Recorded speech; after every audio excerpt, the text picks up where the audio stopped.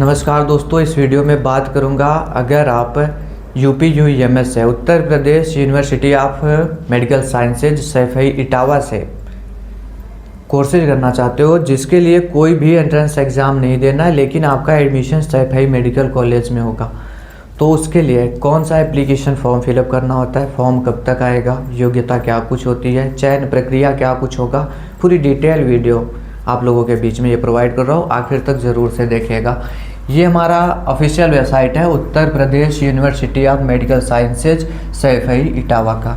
ध्यान रहे आपको, यहाँ पर BSc नर्सिंग कोर्सेज में भी एडमिशन होता है, पैरामेडिकल बैचलर कोर्सेज में भी होता है और डिप्लोमा कोर्सेज में भी एडमिशन होता है। लेकिन आश्चर्य की बात यह है कि यहाँ से कोई एप्लीकेशन फॉर्म नहीं फिलअप किए जाते। अलग अलग वेबसाइट है जिसके ज़रिए एडमिशन होता है। आप ABVMU का एप्लीकेशन फॉर्म फिलअप करते हो, UP CNET का, तो यहाँ से सैफई से BSc नर्सिंग कर पाते हो। इसके बाद में जब आप CPET का एप्लीकेशन फॉर्म फिलअप करते हो तो बैचलर कोर्सेज कर पाते हो, और स्टेट मेडिकल फैकल्टी का एप्लीकेशन फॉर्म फिलअप करते हो तो आप यहाँ पर पैरा मेडिकल कोर्सेज कर पाते हो। लेकिन मैं आपसे बोल रहा कि एंट्रेंस एग्ज़ाम नहीं देना है, डायरेक्ट से एडमिशन गवर्नमेंट मेडिकल कॉलेज में होगा, तो उसके लिए कौन सा फॉर्म फिलअप करना होगा, तो वो फैकल्टी का फॉर्म फिलअप करना होगा।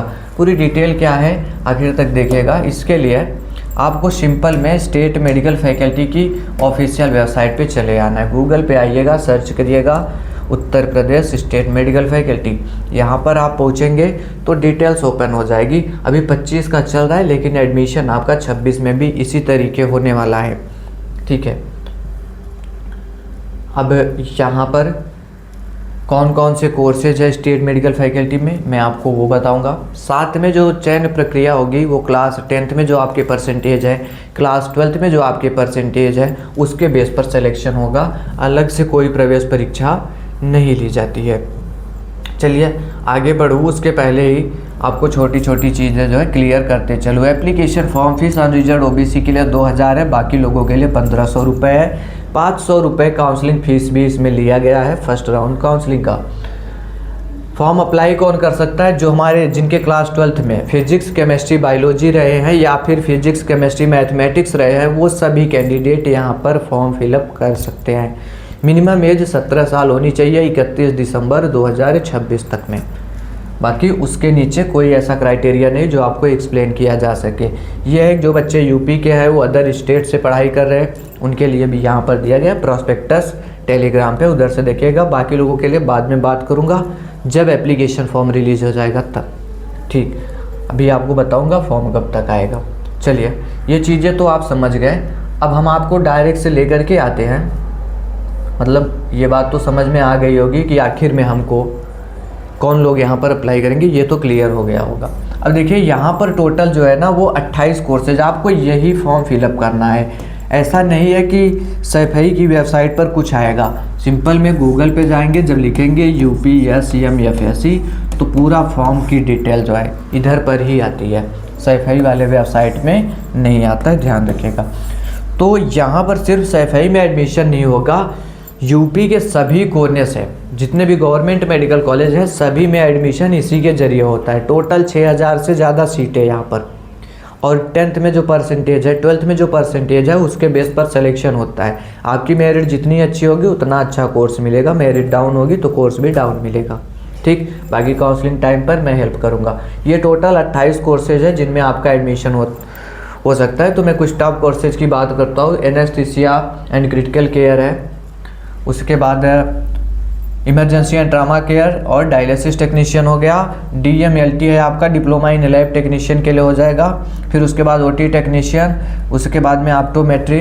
फिर ध्यान रहे आपको यहाँ पर डिप्लोमा इन फार्मेसी में भी एडमिशन हो जाएगा, और एक्सरे टेक्नीशियन के लिए टोटल 28 है, जिसमें ज़्यादा सीटें मैंने उसके बारे में डिस्कस किया, और जो टॉप कोर्सेज फैकल्टी का मैंने वो डिस्कस किया है। फीस इन्होंने 24,000 बताया है, लेकिन फ़ीस लगता है आपका 43,000, पहली साल का 43,000 और दूसरे साल में सेकेंड ईयर में आपका 38,000 इतनी फ़ीस लगती है। अब देखिए, तो मैंने बोला UP के लगभग सभी कोने में एडमिशन होता है, तो ये सभी है जहाँ पर एडमिशन होता है। लेकिन मैं बात कर रहा हूँ सैफई के लिए, तो डायरेक्ट से सैफई का आपको ओपन करके दिखाता हूँ कि सैफई में कितनी सीटें हैं, कहाँ पर, मतलब है किन कोर्सेज के लिए। ये देखिए इधर से सैफई का ओपन हो गया, थोड़ा सा इसको छोटा कर लूँ जिससे आपको दिख पाए।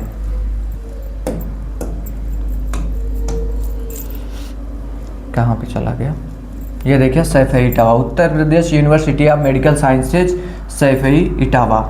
Diploma in blood transfusion technician है, 15 सीटें इसके लिए, 20 सीटें आपका सीटी स्कैन के लिए, 20 सीटें हैं कार्डियोलॉजी के लिए, 20 सीटें हैं डायलिसिस के लिए और 30 सीटें हैं इमरजेंसी एंड ट्रामा केयर के लिए, 50 सीटें हैं आपकी लैब टेक्नीशियन के लिए, 15 सीटें हैं एमआरआई के लिए और 30 सीटें हैं ओटी टेक्नीशियन के लिए, 20 सीटें हैं आपकी ऑप्टोमेट्री के लिए, फिजियोथेरेपी के लिए आपकी 20 सीटें हैं। इससे नीचे थोड़ा सा बढ़ता हूँ, क्या कुछ और भी बचा है। तो एक है एक्सरे टेक्नीशियन के लिए 50 सीटें, भी इसमें परिवर्तन हो सकता है, ये 25 का है तो 26 में हो सकता है कुछ नया आ जाए। अब रही बात तो इसके एप्लीकेशन फॉर्म कब तक आते हैं, ध्यान दीजिए। इसके एप्लीकेशन फॉर्म जब यूपी बोर्ड का रिजल्ट आता है उसके बाद ही एप्लीकेशन फॉर्म फिलअप किए जाते हैं, रिलीज किए जाते हैं, क्योंकि बोर्ड वाले स्टूडेंट्स भी ये फॉर्म फिलअप करते हैं।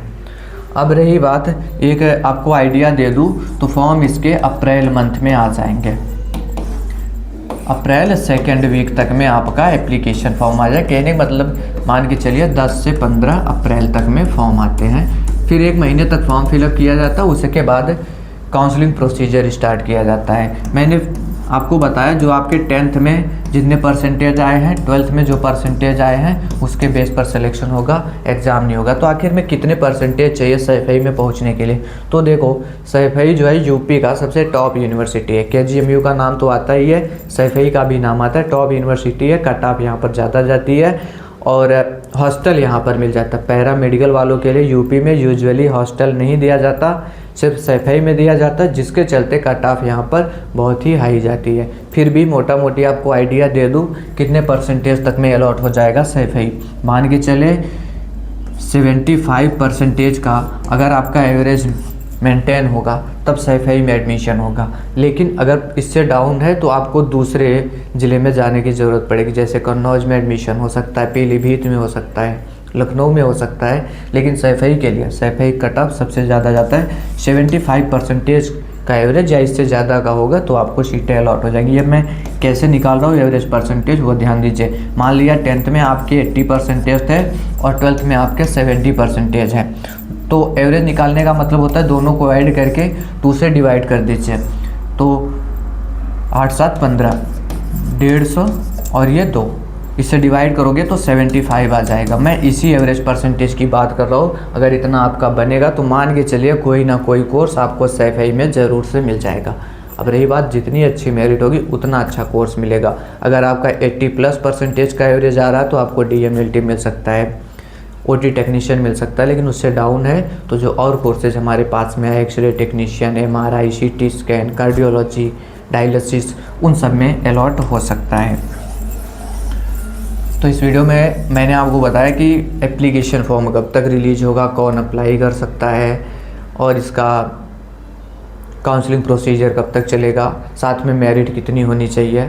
और सिर्फ ये सैफई की बात नहीं है, यूपी के किसी कोने से आप एडमिशन ले सकते हैं। आगे कोई अपडेट आएगा शेयर करूँगा आप तक, चैनल से बने रहिएगा।